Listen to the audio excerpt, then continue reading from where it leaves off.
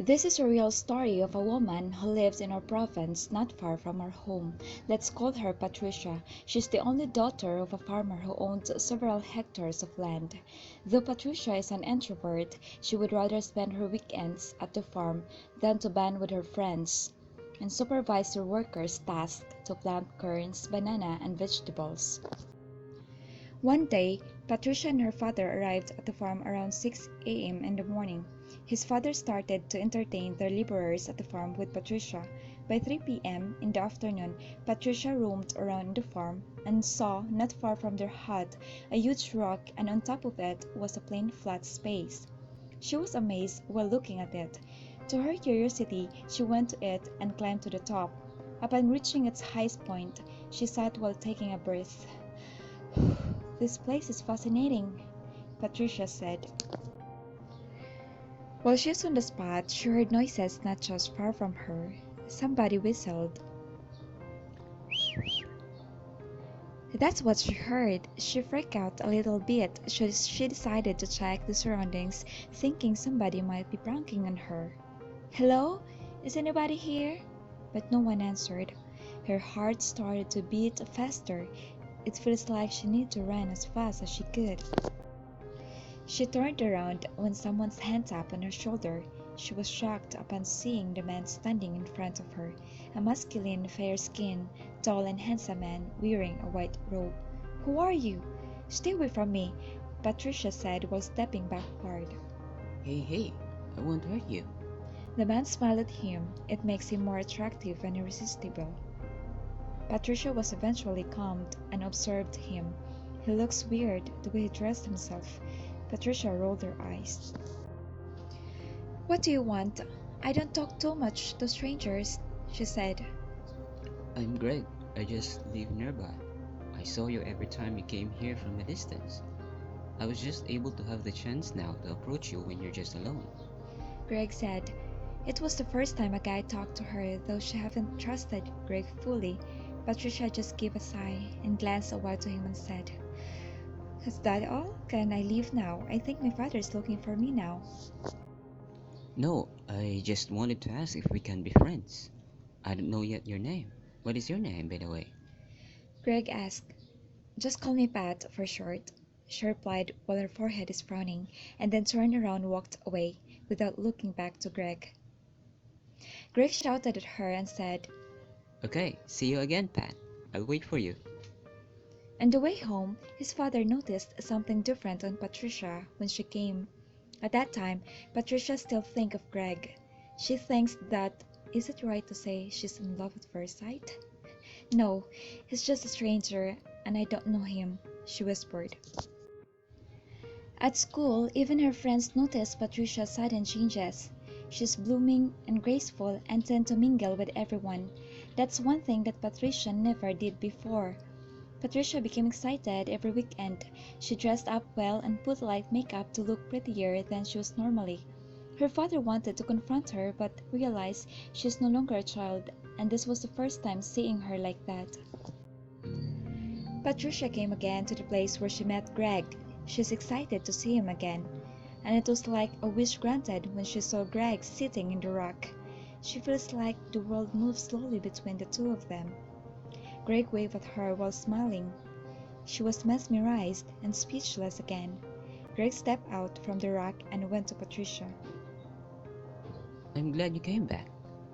Greg said with excitement. Yet Patricia pretended that she's not excited to see him again, though deep inside she's droning by the intense feeling toward him. "I just miss this place. I'm glad to witness again to view from here," Patricia replied in a casual way. Patricia climbed up the rock and sat, but noticing Greg still staring at her makes her to blush. "Will you please stop staring at me? I'm not comfortable with it," Patricia said. I can't stop to stare at you because you're so lovely today. You're a perfect version of my future wife someday. Greg said.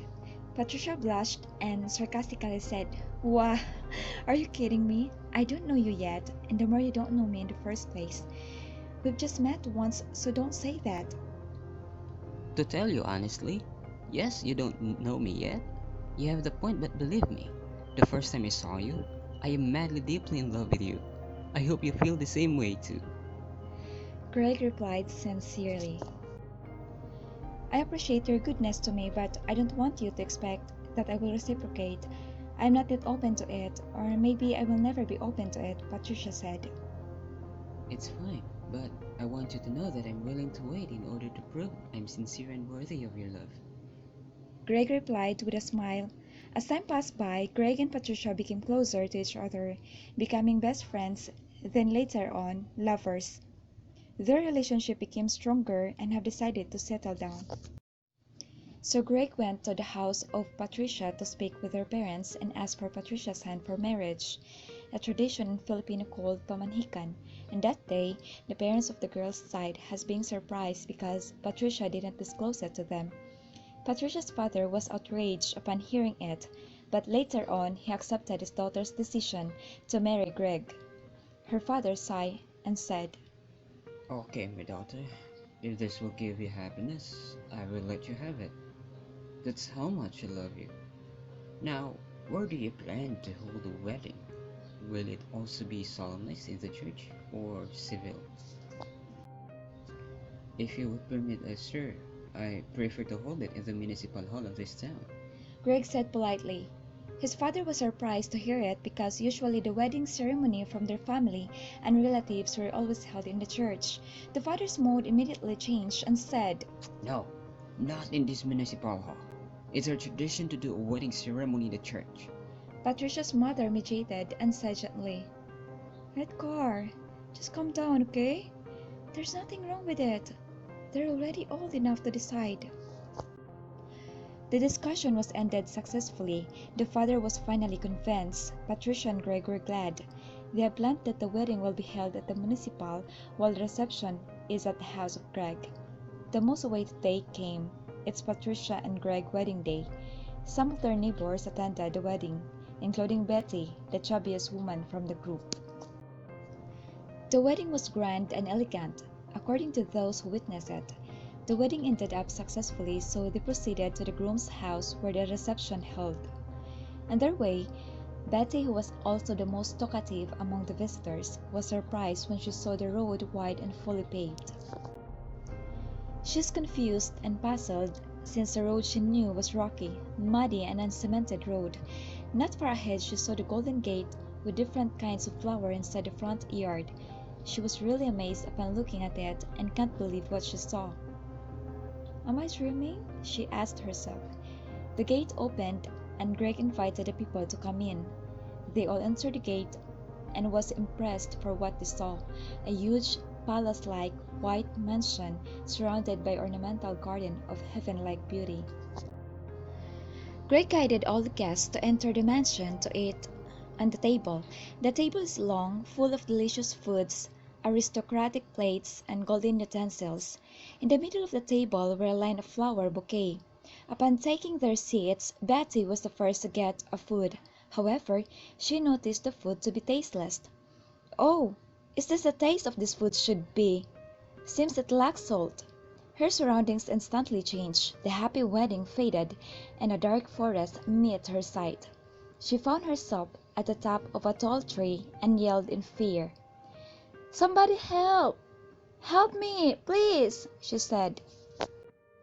Fortunately, she was not far from the farm, and one of the farm workers heard her. The worker went nearer and looked for her, as the tree's leaves didn't make her visible from the ground. The worker moved farther a bit to see who was calling for help. She was finally spotted by the farmer, but asked Betty, How did you get there?